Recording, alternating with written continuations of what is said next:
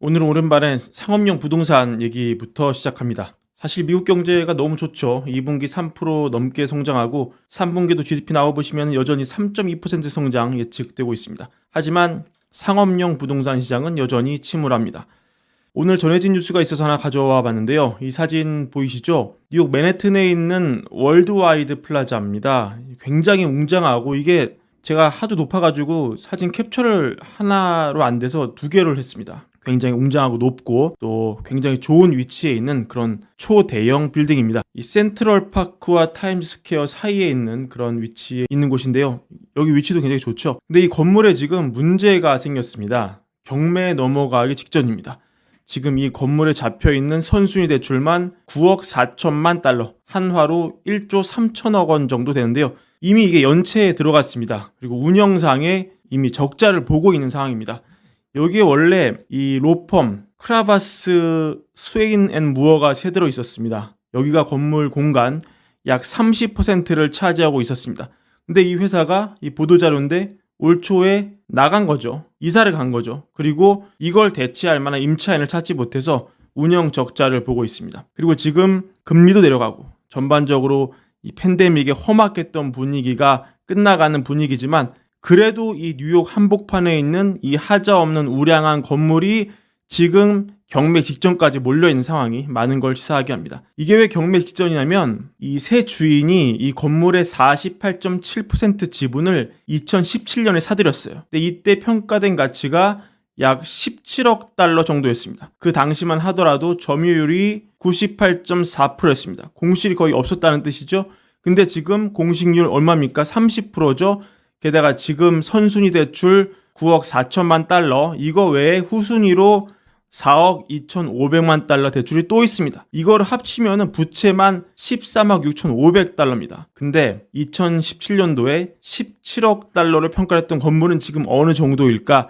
지금 이 자료를 보시면은 이게 맨해튼 상업용 건물 가격 스퀘어 피트당 중위값인데 지금 보시면은 2017년 2분기랑 지금 2분기를 비교하시면 보이시죠? 810달러에서 573달러, 약 가격이 30%가 빠졌습니다. 게다가 지금 이 건물은 공실이 30%난 상황이기 때문에 또 그만큼 건물 가치가 줄었겠죠? 이 공실은 반영 안 하고 그냥 순수 30%만 가격을 빼더라도 이게 건물 가치를 곱하기 하면은 약 11억 9천만 달러로 평가가 됩니다. 근데 아까 얼마였죠? 선순위 후순위 합쳐서 13억 6,500만 달러다. 이미 깡통 건물이 됐다. 건물 팔아도 부채를 못 갚는다. 뉴욕 한복판에 있는 건물도 이런 상황이다. 이런 험악한 상황이라는 거를 다시 한번 보여주고요.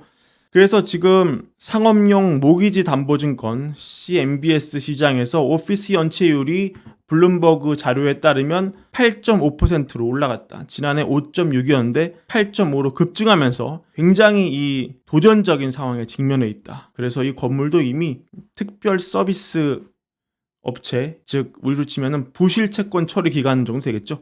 여길로 이미 넘어갔다. 상한 문제가 발생한 대출을 관리하는 전문 업체한테 이미 넘어갔다. 여기서 채무 재조정, 롤오버 진행되지 않는 한 경매행위 거의 유력하다. 이런 상황이라고 볼 수 있습니다. 앞으로도 이런 상황이 계속 나올 수가 있죠. 왜냐면 이런 식의 시그니처 건물 하나 값이 떨어지면 주변 건물 담보 가치에도 영향을 주게 되고 도미노 형태로 상업용 부동산 전반에 안 좋은 일이 발생할 수 있다.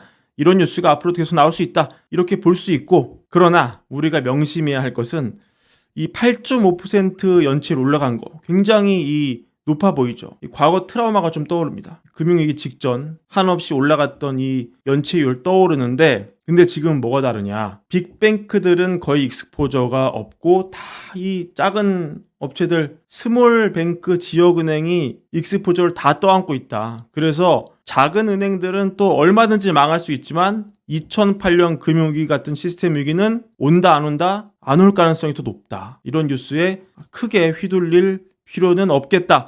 하지만 모르고 넘어가는 것보다는 이런 게 여전히 문제는 되고 있구나. 이런 걸 알고 넘어가는 게 좋겠다. 이런 관점에서 최신 소식을 전해드립니다. 그리고 이것도 같은 맥락인데 이것도 해석하기에 따라서 이런 관점 저런 관점으로 다 볼 수가 있긴 합니다.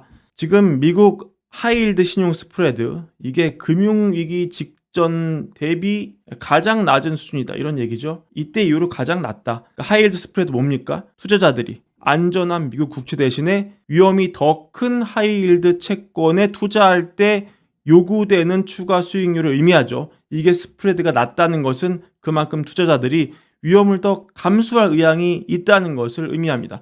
따라서 이거는 현재 시장에서 위험을 감수하려는 분위기가 그만큼 강하다는 걸 보여주는데요. 물론 이거를 안 좋게 바라보시는 분들은 거 봐라, 지금 CRE 연체율도 이만큼 올라갔고 하이힐드 스프레드도 금융위기 직전과 거의 똑같지 않느냐, 이렇게 보실 수도 있을 겁니다. 하지만 이런 방송에서는 그렇다 아니다 이런 판단보다는 이런 데이터들이 있다, 이 데이터들이 나오는 것은 사실이다, 하지만 판단은 여러분들의 몫이다, 이런 얘기 전해드리고, 정말 제 개인적인 판단은 0.00001%만 보태자면 그때와 지금은 그래도 여러모로 어떤 체계적인 금융 시스템 위기가 나오기는 상황이 좀 다르지 않느냐, 이런 게 제 개인적인 의견인데, 제 개인적인 의견은 전혀 중요하지 않으니까 그냥 흘려 들으시고요. 저는 그냥 최신 데이터를 모아서 이런 게 있다 잘 모아서 전해드리는 그런 존재에 불과한 사람입니다. 각자 판단해 주시고 또 의견도 많이 남겨주시기를 바라겠습니다. 여튼 오늘 장을 좋았습니다. 오늘 나스닥도 오르고 S&P 500도 오르고 빅스지수 많이 하락했고요. 또 엔비디아 많이 올랐죠. 전일 대비 2.5%가량 올라서 138달러 넘었습니다. 월가에서 엔비디아 목표주가 계속 올리고 있습니다. 지금 멜리우스가 목표주가 165달러까지 올렸고요. CT도 목표주가 150달러 제시하면서 여전히 매수콜 외치고 있습니다. 전반적으로 엔비디아의 경쟁 우위가 지속될 것이다, 이렇게 평가하고 있습니다. 대선 얘기 좀 해보겠습니다. 월가에 다시 지금 트럼프 트레이드가 이슈로 떠오르고 있습니다. 지금 폴리마켓 도박판 기준 확률로 많이 벌어지고 있죠. 거의 55대 45 정도로 10%포인트가량 차이가 나고 있고요. 주요 경합지를 보시면은 지금 네바다를 제외하고 다 트럼프의 승리로 나오고 있습니다. 민주당 안에서 좀 큰일 났다, 이런 분위기가 나오고 있는데요. 그래서 오바마가 얼마 전에 흑인 남성들 혼을 냈죠. 오바마가 경합주를 돌아다니면서 지금 지원 연설을 하고 있는데 펜실베이니아에 가가지고 흑인 유권자, 흑인 남성을 두고 혼을 냈습니다. 흑인 남성이 여성을 대통령으로 두는 것에 거부감을 느끼고 니네 핑계대면서 지금 주저하고 있는 것 같다, 이렇게 혼을 내면서 찬사와 또 비판은 동시에 받았는데, 여튼 오바마 대통령이 이렇게 말을 하는 것 자체가 지금 좀 급하다는 그런 얘기가 되겠습니다. 그리고 제가 트럼프의 편향된 보도 내용을 전한다, 이런 얘기하시는 분들 계신데 전혀 저는 아무도 지지하지 않습니다. 저는 이 폴리마켓이 이 단순 지지율 조사를 떠나서 정말 시장이 판단하는 그대로 이 도박판에 돈을 걸고 베팅하는, 그러니까 자기 돈을 걸고 베팅하니까 거짓말은 안 하겠죠. 지면 돈을 잃는데, 그런 시장 흐름을 날 것으로 가장 잘 보여주기 때문에 이거를 꾸준히 전달드리는 거고, 또 전달드리는 이유는 누가 이기느냐, 누가 주도권을 쥐느냐에 따라서 증시의 색깔이 변하기 때문입니다. 그렇기 때문에 전해드리는 거고, 개인적으로 누가 이기는지는 사실은 크게 관심은 없습니다. 그래도 노파심에 이 538 전국 지지율 폴 조사나 곁들이면 여기서는 꾸준히 해리스가 전국적으로 높은 지지율을 유지하는 것으로 나와 있습니다. 이런 얘기로 기계적 중립을 좀 유지하려고 합니다. 오늘 준비한 불연배 영상 이것으로 마무리하고요. 월걸부 구독과 좋아요, 많은 사랑도 함께 부탁드립니다. 감사합니다.